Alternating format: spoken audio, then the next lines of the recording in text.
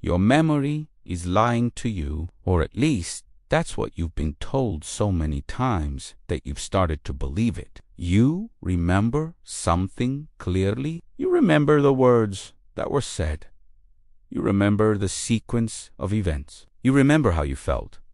But someone you trust is telling you that you're wrong. They're telling you that your memory is faulty. They're telling you that you're misremembering, and because they say it with such conviction, because they repeat it so many times, you start to doubt yourself. You start to wonder if your memory really is unreliable. You start to question the one source of truth you thought you could always rely on your own mind. This is gaslighting at its most insidious.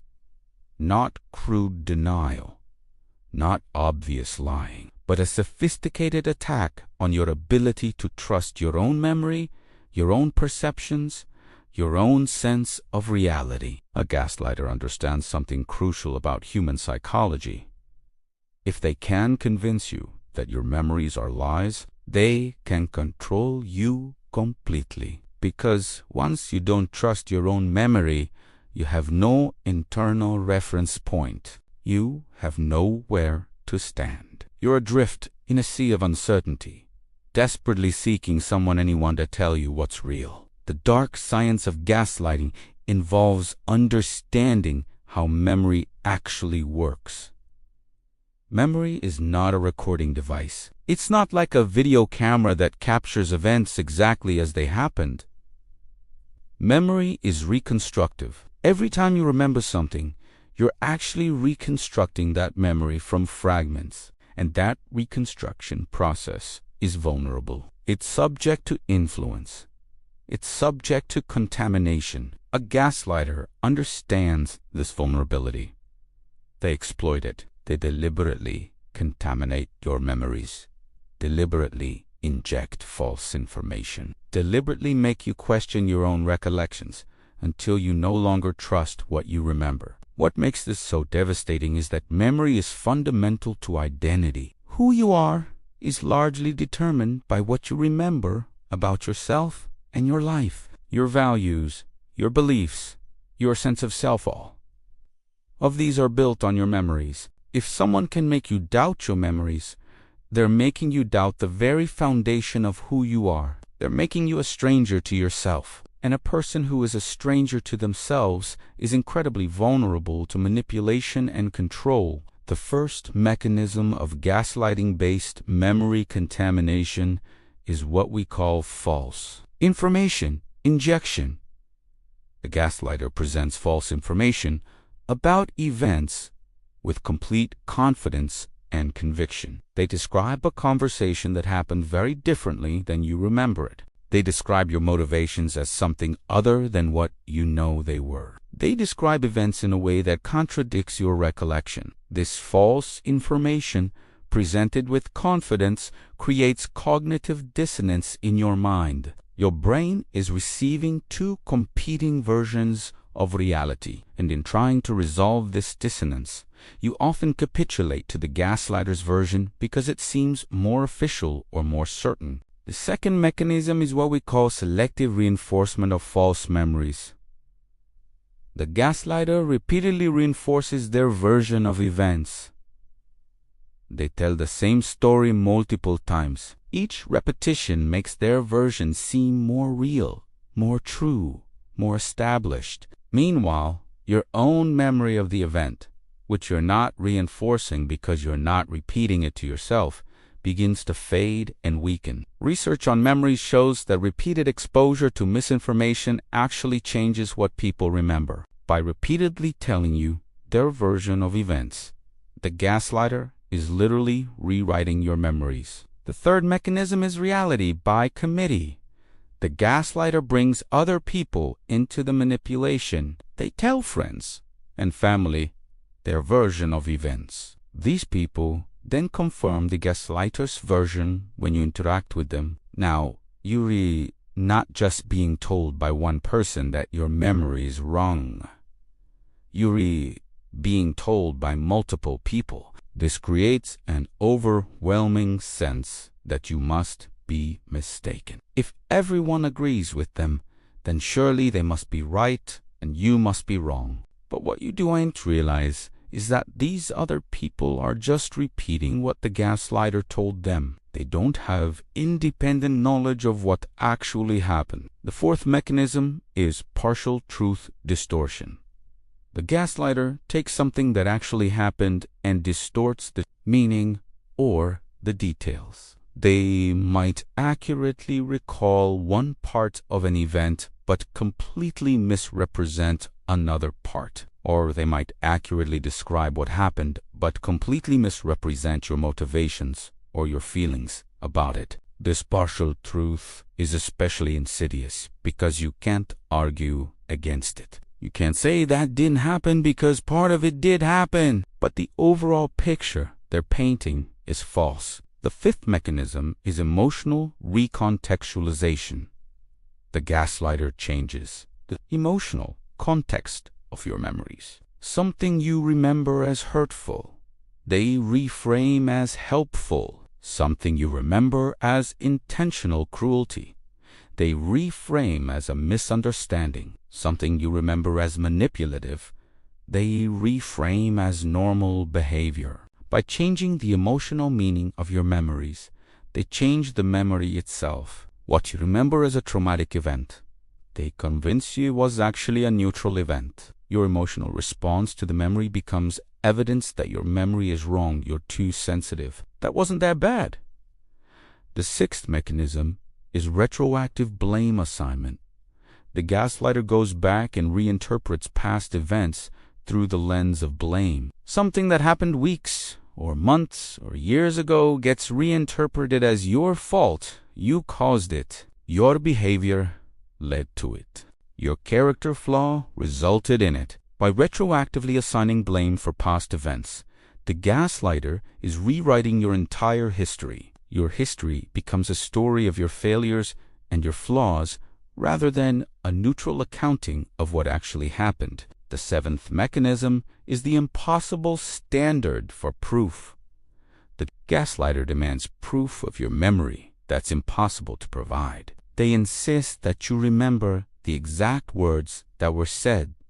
Orgy. They insist you remember the exact time of day. They insist you remember irrelevant details. And when you can't provide this impossible level of detail, they use it as proof that your memory is faulty. But memory doesn't work that way. Normal memory is about gist and emotion and meaning, not word-for-word accuracy. The gaslighter uses this mismatch between how memory actually works and how they redemanding it work as evidence of your The eighth mechanism is the shifting narrative. Just when you think you've figured out what happened and have accepted the gaslighter's version of events, they change their story. They introduce new facts. They reinterpret events differently. The narrative keeps shifting. This constant shifting makes it impossible for your memory to solidify. You're in a state of perpetual confusion and uncertainty. You can never establish solid ground because the ground is constantly moving beneath your feet. The ninth mechanism is shame about your faulty memory. As the gaslighter repeatedly tells you that your memory is faulty, you start to feel ashamed of it. You feel embarrassed that you misremember things. You feel stupid for not being able to remember clearly. This shame makes you less likely to defend your own memory. You stop insisting on your version because you feel ashamed of it. You internalize the belief that your memory is defective. You become your own gaslighter, attacking your own memories the way the gaslighter attacked them. The 10th mechanism is the institutionalization of doubt. After enough repetitions of having your memory questioned, you develop a general skepticism about your own memory. You don't just doubt the specific events the gaslighter has targeted. You develop a pervasive doubt about your memory in general.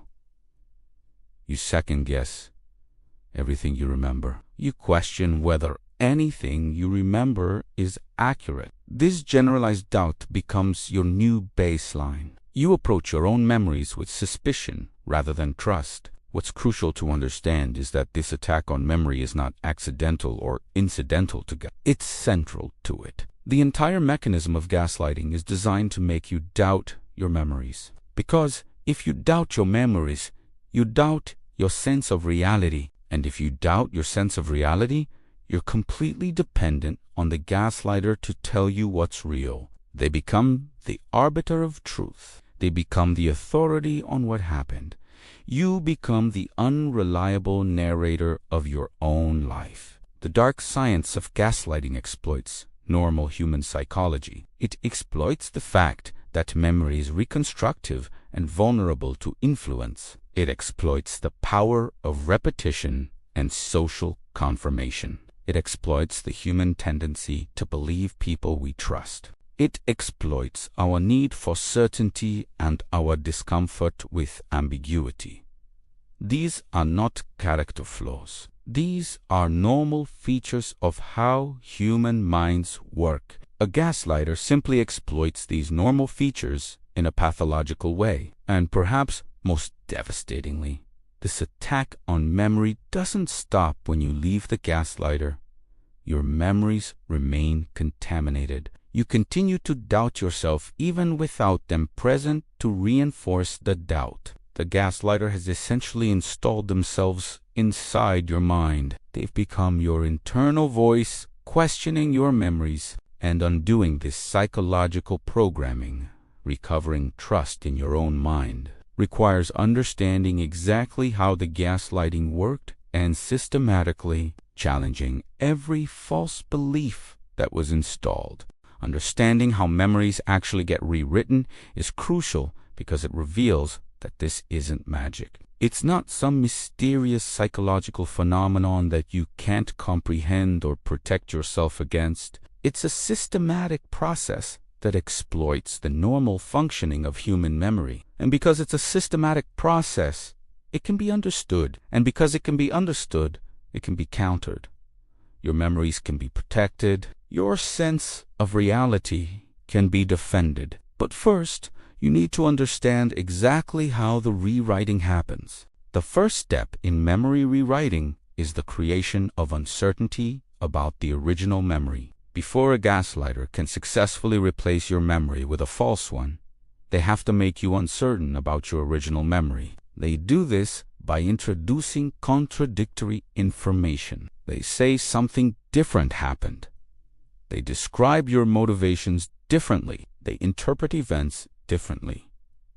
This contradiction creates doubt. You suddenly aren't sure anymore. You thought you remembered clearly, but now you're not so sure. This uncertainty is the opening that the gaslighter needs. The second step is the presentation of the alternative memory with absolute confidence. The gaslighter doesn't tentatively suggest an alternative interpretation. They present their version with complete certainty. They describe events as if they happened exactly that way. They speak about your motivations as if they know them better than you do. This confidence is crucial. Research on false memories shows that people are more likely to accept information that's presented confidently, even if it contradicts their own experience. The confidence makes the false information seem more real. The third step is the repetition of the false memory. The gaslighter tells the same false story multiple times. Each time they tell it,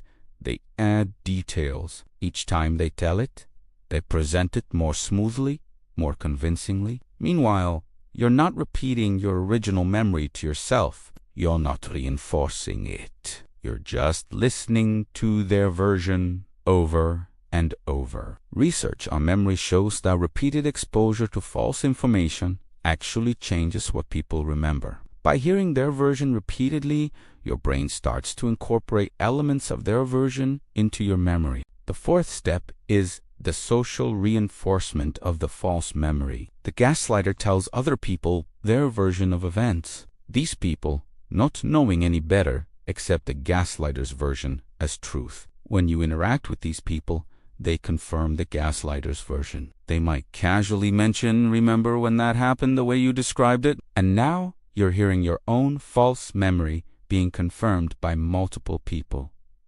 This social reinforcement is incredibly powerful. It makes the false memory seem more real because multiple people seem to remember it that way. The fifth step is the introduction of details that seem to prove the false memory is true. The gaslighter adds specific details to their version of events. These details make the false memory seem more real. Details are the hallmark of genuine memory. When someone remembers something well, they remember details. So when the gaslighter provides specific details about their version of events, it makes their version seem more like a genuine memory. Meanwhile, your memory might be less detailed because you're uncertain about it. So their detailed false version seems more credible than your uncertain genuine memory. The sixth step is the creation of false evidence. The gaslighter might provide evidence of their version of events. They might point to something and say, "See, this proves what I said." They might cite a text message or an email and interpret it in a way that supports their false version. They might create fake evidence, or they might deliberately misinterpret real evidence. This false evidence, even if it doesn't actually prove anything, makes their version seem more credible. It seems like there's objective proof that their version is correct. The seventh step is the emotional manipulation of your memory. By repeatedly pairing negative emotions with your original memory and positive emotions with their false version, the gaslighter can actually change which version feels more real. Your original memory gets paired with doubt, with shame, with criticism. Their false memory gets paired with acceptance, with their approval, with relief from their criticism. Over time, the false memory feels better emotionally. And because false memories that feel emotionally right seem more real, you start to accept their version as what actually happened. The eighth step is the creation of a new narrative that incorporates the false memory. The gaslighter doesn't just change one memory. They rewrite your entire history by incorporating the false memory into a larger narrative. This new narrative makes sense. It explains things. It provides a coherent story. And because humans are natural storytellers, we tend to believe narratives that are coherent and make sense. So even if individual elements of the narrative are false, the overall narrative can feel true because it's coherent. The ninth step is the isolation of your original memory. As the false memory becomes more established, your original memory becomes increasingly isolated.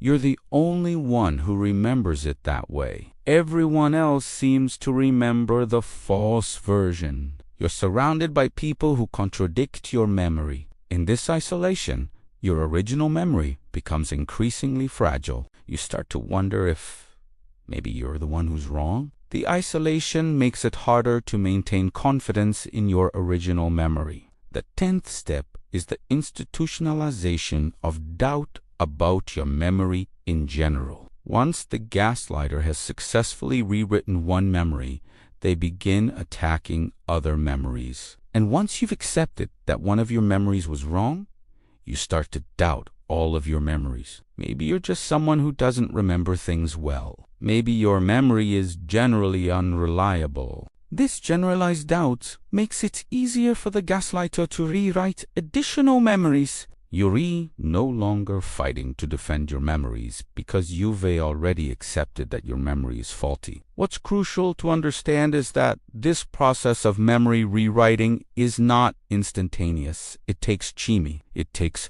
repetition. It takes consistent effort. But it's not magic. It's exploiting normal psychological processes. It's exploiting the way memory actually works. Memory is not a video recording. It's a reconstruction. Every time you remember something, you're rebuilding that memory from fragments. And in the process of rebuilding it, it can be influenced.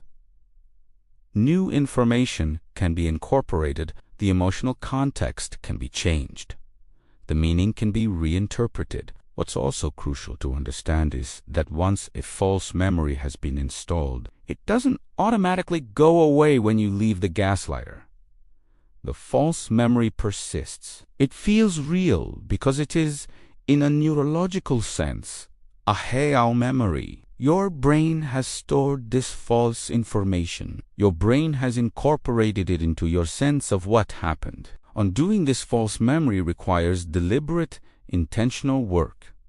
You have to actively challenge it. You have to actively restore your original memory. You have to actively rebuild your sense of what actually happened. The dark science of memory rewriting also involves understanding how trauma affects memory. Traumatic memories are encoded differently in the brain than normal memories. When you're experiencing trauma or intense fear or intense stress, your brain is activating your survival mechanisms. Your prefrontal cortex, the part of your brain responsible for rational thought and memory, is being suppressed. Your amygdala, the part responsible for emotion and threat detection, is being activated. This means that traumatic memories are more emotional and less detailed. They're more fragmented and they're more vulnerable to being rewritten because they're less solidly encoded. A sophisticated gaslighter understands this. They often create situations that are traumatic or highly stressful. They create situations where you're afraid, where you're confused, where you're under threat. In this traumatized state, your memories are being encoded differently. And then, immediately after the traumatic event, they present their version of what happened. In your traumatized state, with your prefrontal cortex suppressed, you're less able to resist their version. You are more susceptible to accepting their interpretation, and the memory that gets encoded is contaminated by their version from the moment it's being formed. Understanding these mechanisms reveals something important.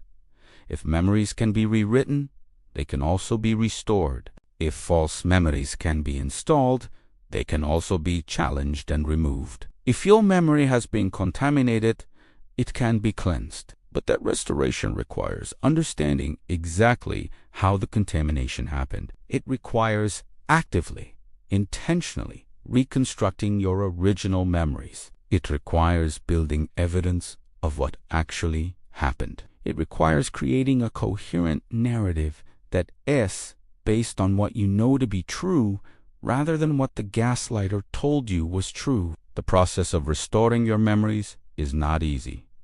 It's not quick, but it is possible. And understanding how your memories were rewritten is the first step toward that restoration. Because once you understand the mechanisms, you can begin to question the false memories. You can begin to ask yourself, do I really remember this? Or have I accepted someone else's version of this? Did I experience this? Or have I been told so many times that I experienced it this way that I now believe it? These questions are the beginning of the process of memory restoration, and that restoration is the beginning of your journey back to psychological health and freedom. When your memories are stolen and rewritten, the price you pay extends far beyond the specific memories that were altered. The cost ripples through your entire life. It affects your sense of identity. It affects your ability to trust yourself. It affects your relationships. It affects your mental health. It affects your ability to function in the world. By the time you realize that your memories have been systematically corrupted, significant damage has already been done. Understanding this price is crucial because it helps you recognize the magnitude of what has been taken from you and what you need to recover. The first price you pay is the fragmentation of your sense of self. You are fundamentally a product of your memories. Your identity is built on your personal history, what you've experienced, what you've survived, what you've learned. But when your memories are rewritten, your sense of self becomes fragmented. There's the person you thought you were based on your memories. And then there is the person the gaslighter is telling you that you are based on their rewritten version of your history. These two identities are in conflict. You're divided against yourself. You don't know which version of yourself is real. The second price is the loss of your sense of continuity. Humans need a sense of continuity between past, present, and future. We need to understand how we got from point A to point B. We need to understand how our past led to our present. But when your memories are rewritten, this sense of continuity is shattered. Events don't make sense anymore. The story of your life doesn't add up. You feel disoriented and disconnected from your own history. You go and trace the path that led you to where you are now, because the path has been rewritten and no longer makes sense. The third price is chronic anxiety and hypervigilance about your own mind. When you realize that your memories have been contaminated, you become anxious about all of your memories. You don't know which memories are real and which have been rewritten. You don't know which version of events is accurate. You become hypervigilant about your own thinking. You constantly question whether you're remembering things correctly. You're afraid of trusting your own mind. This chronic anxiety is exhausting. Your nervous system is in a constant state of activation. The fourth price is the erosion of your ability to learn from experience. One of the crucial functions of memory is that it allows us to learn from our experiences. We remember what went wrong before so we don't repeat it. We remember what worked before so we can do it again. But when your memories are rewritten, you can't learn from your experiences properly. You're being taught false lessons based on false memories. You might learn to blame yourself for things that weren't your fault. You might learn to trust people who aren't trustworthy. You might learn patterns that are actually harmful patterns. Your ability to grow and develop is compromised. The fifth price is the contamination of your relationships with other people. When your memories are rewritten by one person, you begin to doubt your memories of other people too. You question whether you remember your relationships correctly. You question whether you're interpreting people's behavior correctly. You become suspicious and hypervigilant in all of your relationships. You might alienate people who actually care about you because you constantly doubting their intentions based on your distorted memories of past interactions with them. Your relationships become toxic, not because of what's actually happening, but because of the false memories that are poisoning your perception. The sixth price is the development of false guilt and false shame. When your memories are rewritten to position you as the villain in your own story,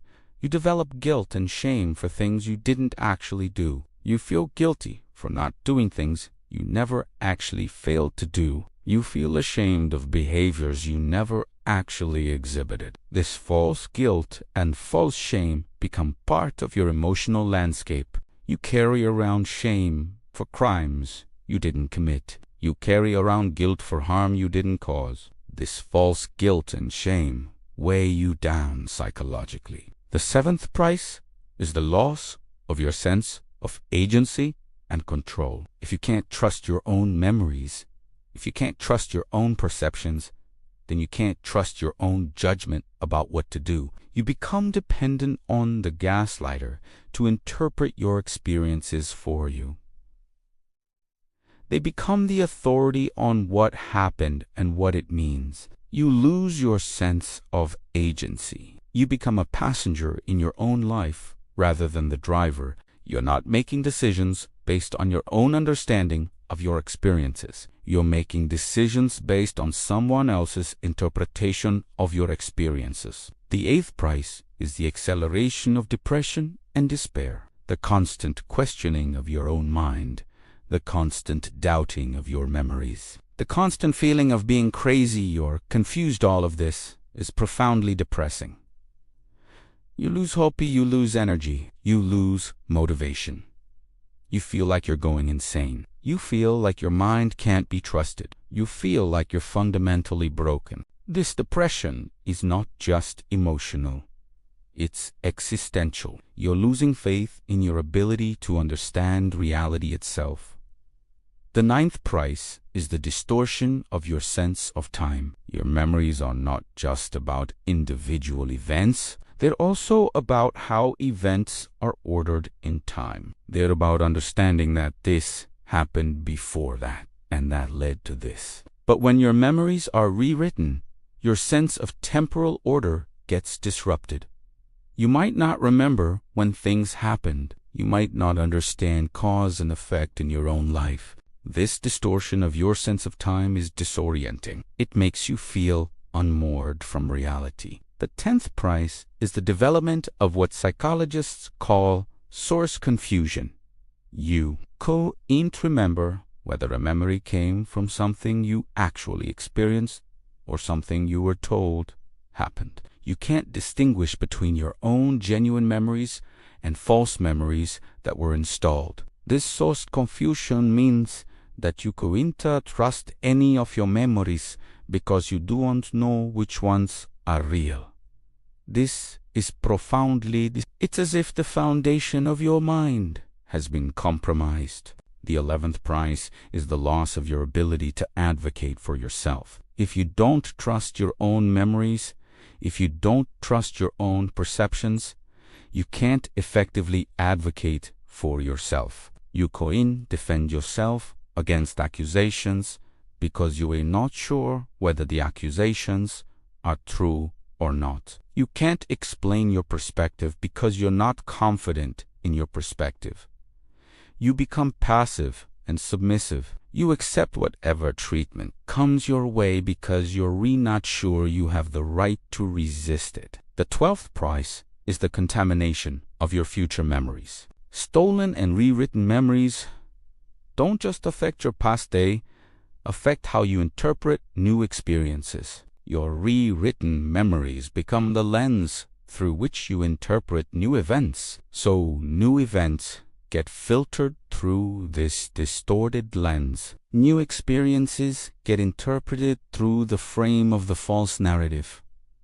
Your future is being shaped by your corrupted past. You're not able to experience the present moment clearly because it is being filtered through false memories of the past. The 13th price is the erosion of your capacity for genuine intimacy. Genuine intimacy requires vulnerability. It requires being willing to share your authentic experiences and beliefs. But if you don't trust your own memories and perceptions, you can't be vulnerable. You can't share your authentic experiences because you're not confident in them. You can't build genuine intimacy because genuine intimacy is based on authentic self-disclosure, and you've lost access to your authentic self. The 14th price is the development of dissociation and disconnection from your own life. As the cognitive dissonance between your memories and the gaslighter's version becomes unbearable,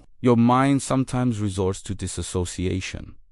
You disconnect from your own experiences. You feel like you're watching your life from outside your body. You feel numb. You feel detached. This dissociation is a survival mechanism, but it comes at a cost. You're no longer fully present in your own life. What's crucial to understand is that these prices all reinforce each other. The fragmentation of your sense of self makes you more vulnerable to depression. The loss of agency makes you more vulnerable to accepting false memories. The development of source confusion makes you more vulnerable to anxiety. Together, these prices create a prison. You're not just imprisoned by the gaslighter, imprisoned by your own contaminated mind. You're trapped by the false memories that have been installed. And perhaps, most tragically, many of these prices persist long after you leave the gas. Even if you escape the relationship, even if you're no longer in contact with the person who stole your memories, the cost remains. Your sense of self is still fragmented. Your memories are still contaminated. Your ability to trust your own mind is still damaged. The gaslighter is no longer present, but their effects remain. This is why recovery from having your memories stolen is not a matter of simply leaving. It requires intentional, sustained work to restore your sense of reality and your sense of self. But here's what's essential to understand. None of these prices are permanent. None of them are irreversible. Your memories can be recovered.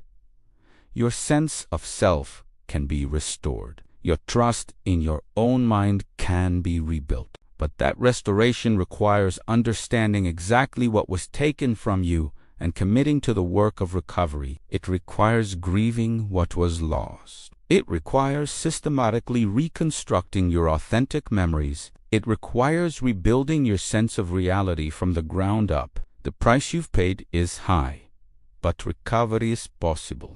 Restoring your memory and your sense of reality after they've been systematically stolen and corrupted is one of the most important and challenging things you can do for yourself. Your authentic memories are not actually lost. They're buried beneath layers of false memories and self-doubt. They're suppressed by the gaslighter's version of events, but they're not gone, and they can be recovered.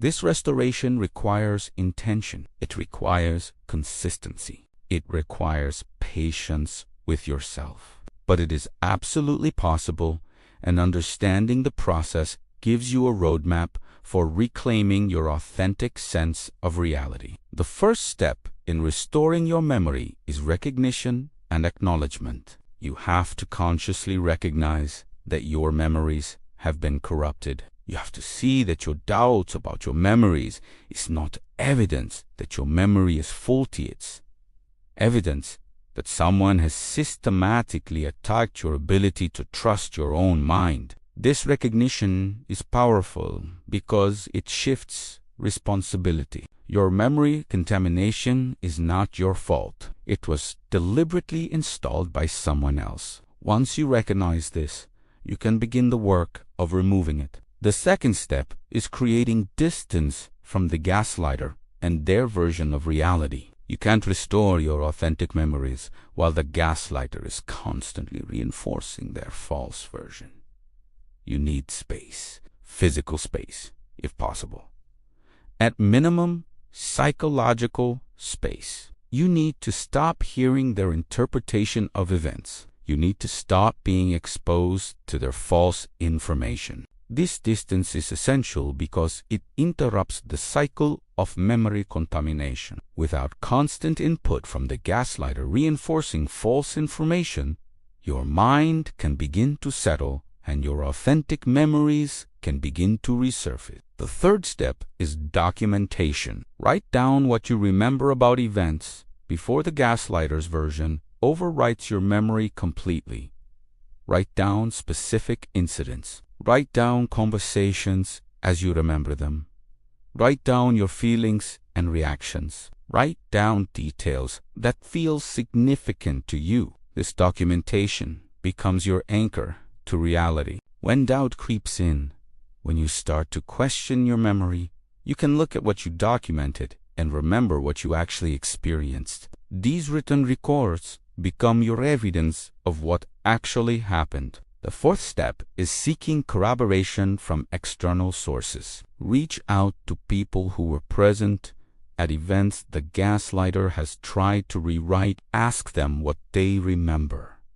Ask them their interpretation of events. See if their account matches yours or the gaslighter's.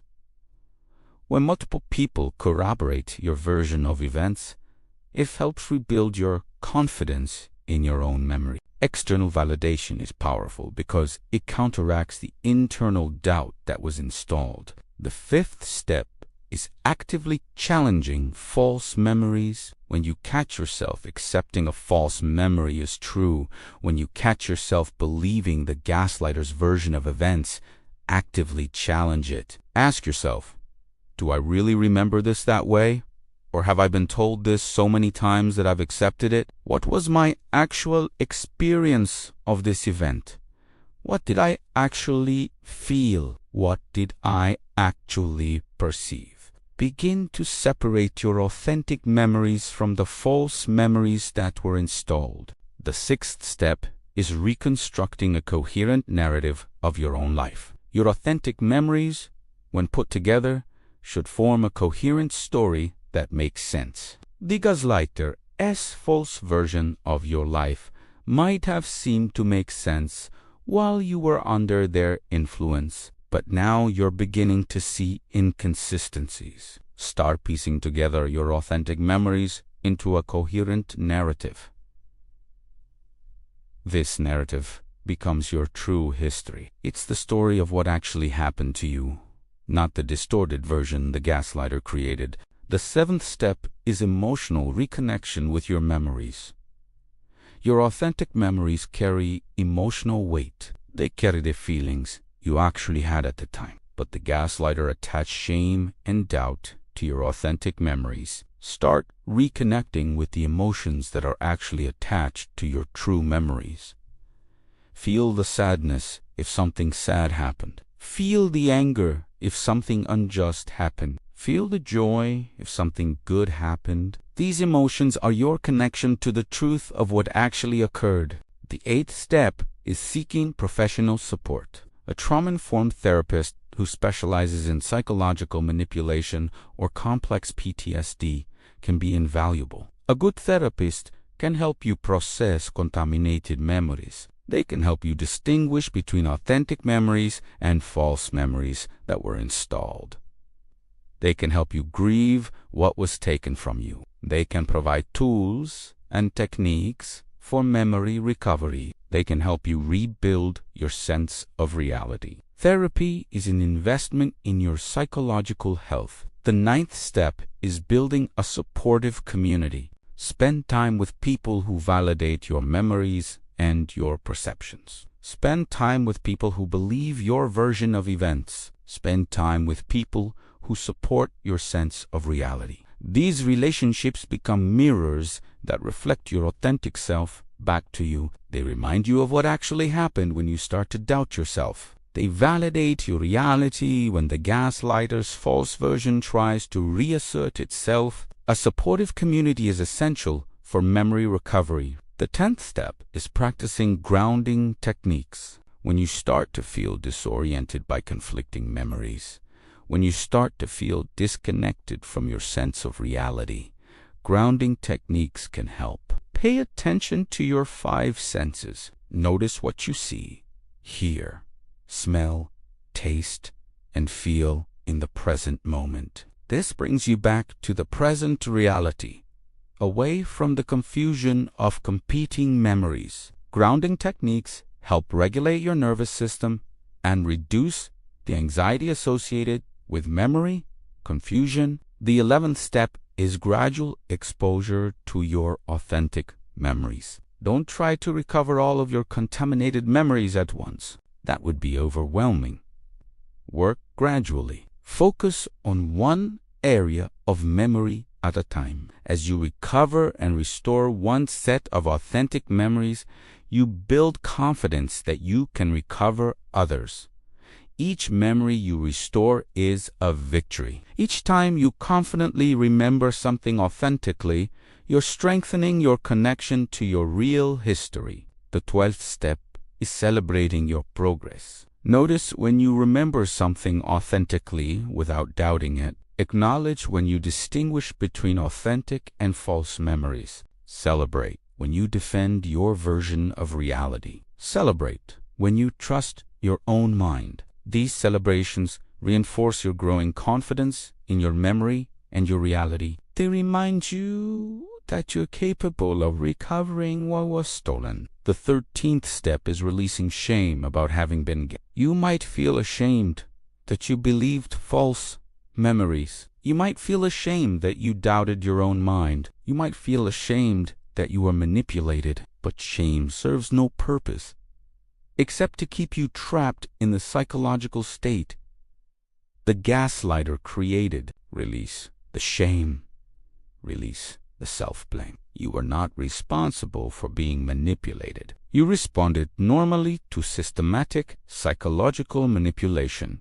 Everyone does. Replace shame with compassion for yourself. The 14th step is integrating your authentic memories into a coherent sense of self. As you recover your authentic memories, you begin to understand who you really are. You begin to see your life story clearly. You understand your authentic motivations. You understand your authentic values. You understand your authentic strengths and weaknesses. This integrated sense of self becomes your foundation. It becomes the ground from which you can move forward into the future with clarity and confidence. What's crucial to understand is that memory restoration is not a linear process. You'll have days when your authentic memories feel solid and clear. You'll have other days when doubt creeps back in and false memories seem to reassert themselves.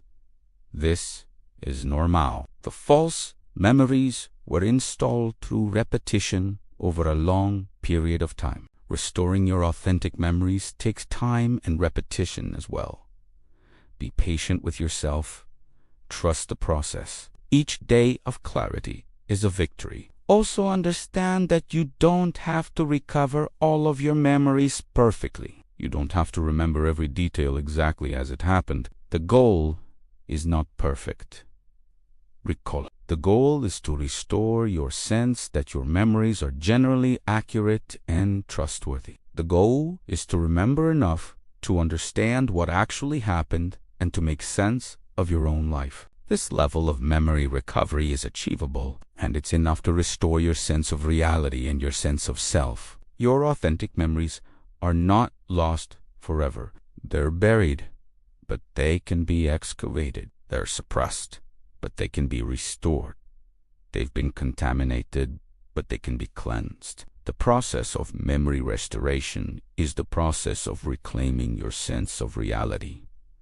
It's the process of coming back to yourself. It's the process of understanding your own life story from your authentic perspective rather than from the perspective of someone who violated and manipulated you. And that restoration is absolutely possible. You've reached the final part of this journey, and if you've made it this far, you've already demonstrated extraordinary courage. The fact that you've allowed yourself to understand how your memories were stolen, how your sense of reality was corrupted, how your mind was invaded, this alone shows that some part of you still trusts yourself. That part that's reading this, that's recognizing itself in these words, that is beginning to question the false narratives you were given, that is your authentic mind calling out to you. This is the part where we talk about what comes after you begin to restore your authentic memories and reclaim your sense of reality. This is about learning to trust your mind again, fully and completely. The first thing to understand about trusting your mind again is that it is not a return to who you were before the gaslighting. You can't go backward, but you can move forward into someone new, someone who has survived psychological assault and emerged from it, someone who understands viscerally and deeply that memory can be weaponized and that reality can be contested. Someone who is wiser because they've learned what happens when you stop trusting yourself. Someone who is stronger because they've had to rebuild their sense of reality from the ground up. You won't become who you were. You'll become someone more authentic and more resilient. As you learn to trust your mind again, you'll begin to notice something powerful. Clarity. The fog of confusion that has surrounded you for so long begins to lift. Events start to make sense. Your life narrative becomes coherent. You can trace cause and effect. You can understand how you got from point A to point B. This clarity is profoundly freeing. You're no longer disoriented and lost in a maze of competing versions of reality. You're standing on solid ground again. Your sense of reality is stable. As you trust your mind again, you'll notice that your decision-making capacity returns. You can make choices without agonizing endlessly over them. You can commit to decisions without constantly second-guessing yourself. You can live your life without being paralyzed by doubt. This decision-making capacity extends to major life decisions. You can decide whether to stay in or leave situations. You can decide what kind of life you want to create. And these decisions are yours because they come from your authentic assessment of reality. As you trust your mind again, you'll notice that your ability to protect yourself is restored. You trust your instinct when something feels wrong. You listen to your gut feeling when someone seems dangerous. You trust your assessment that a situation is unhealthy. You can protect yourself because you trust your own mind to tell you what's true. This ability to protect yourself is crucial. It means you're no longer vulnerable to continued manipulation. You're psychologically defended not through hardness, but through clear self-knowledge and self. As you trust your mind again, you'll notice that your relationships transform. You stop seeking constant reassurance from other people. You stop needing people to validate your perceptions. You stop accepting mistreatment because you trust your judgment that it's unacceptable. Some relationships will deepen because they're based on genuine respect and equality. Some relationships will end because they were based on your self-doubt and dependence. This transformation of your relationships is healthy. You're surrounding yourself with people who respect you and support your autonomy. As you trust your mind again, you'll notice that your mental health improves. The chronic anxiety begins to ease. The depression lifts. The sense of being crazy or broken starts to dissipate.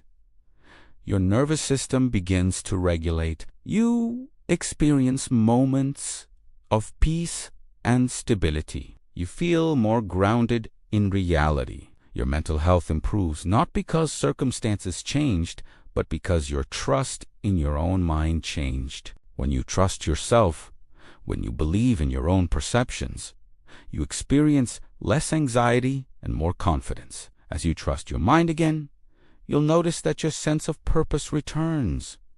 You reconnect with your authentic values. You pursue goals that genuinely matter to you. Your life has direction and meaning again.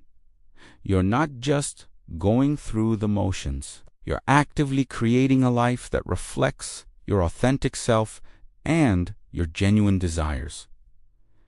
This sense of purpose is deeply fulfilling. It's what makes life feel worth living. As you trust your mind again, you'll notice that your creativity and authentic self-expression flourish. The part of you that was suppressed by self-doubt begins to emerge. You have ideas, you have perspectives, you have desires to express yourself, and you act on them. You create things.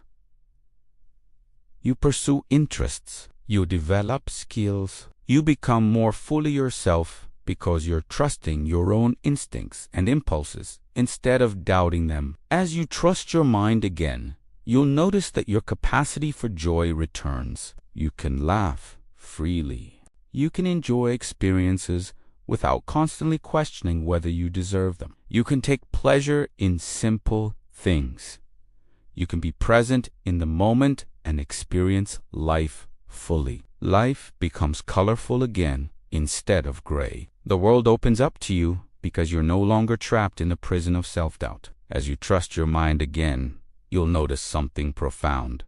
You become yourself. Not the person you were before that person doesn't exist anymore, but someone integrated and whole, someone who understands their own mind and trusts it, someone who has survived something difficult and emerged from it stronger, someone who knows the price of not trusting themselves and is committed to never paying that price again. You become someone who is authentically, unapologetically themselves. As you trust your mind again, you become someone who can help others. You recognize the signs of memory manipulation in other people's experiences. You can validate their reality when they're doubting themselves. You can offer hope because you know recovery is possible. You can guide them because you've walked the path. Your painful experience becomes a source of meaning and purpose. You transform your suffering into service to others. What's crucial to understand is that trusting your mind again is not about becoming invulnerable or perfect. It's about becoming authentically yourself. It's about trusting yourself enough to make decisions, to set boundaries, to pursue your dreams, to speak your truth. It's about believing in yourself enough to know that you're worthy of respect and good treatment. It is about having enough self-knowledge to recognize when someone is trying to manipulate your reality, and having enough courage to reject their version and trust your own. Trust in your mind again is also not about becoming closed off or paranoid. It's about becoming discerning. It's about being able to distinguish between people who are trustworthy and people who aren't. It's about being open to genuine connection while protecting yourself from manipulation. It's about having boundaries without being rigid. It's about being strong without being cold. As you continue your journey of trusting your mind again, remember that this trust is not something you're gaining from outside. You're not being granted trust by someone else. You're reclaiming trust that's inherently yours. Every human being has the right to trust their own mind, to believe in their own perceptions, to have confidence in their own judgment. That trust was violated in you. It was damaged, it was stolen, but it wasn't destroyed, it was buried. And now you're excavating it. You're bringing it back to life. The dark science of gaslighting is devastating. The theft of your memories is profound. The corruption of your sense of reality is traumatic. But none of it is final. None of it is permanent. None of it is irreversible. Your memories can be restored. Your sense of reality can be reclaimed. Your trust in your mind can be rebuilt. And when that happens, when you truly trust yourself again, when you believe in your own mind, when you're living in clear reality and making authentic choices, everything becomes possible. You become unstoppable. The journey from having your memories stolen and your reality corrupted to trusting your mind again is one of the most important journeys you can take. It requires courage to face what was done to you. It requires strength to rebuild your sense of reality. It requires persistence to recover your authentic memories. It requires faith to believe that you can trust yourself again when your trust has been so thoroughly violated. But you absolutely can do this. Your mind is not broken. Your memories are not permanently lost. Your sense of reality can be reclaimed. And when you trust your mind again, when you stand firmly in your own reality, when you believe in your own perceptions, you are free. Welcome back to yourself. Welcome back to your authentic mind. Welcome home to your reality.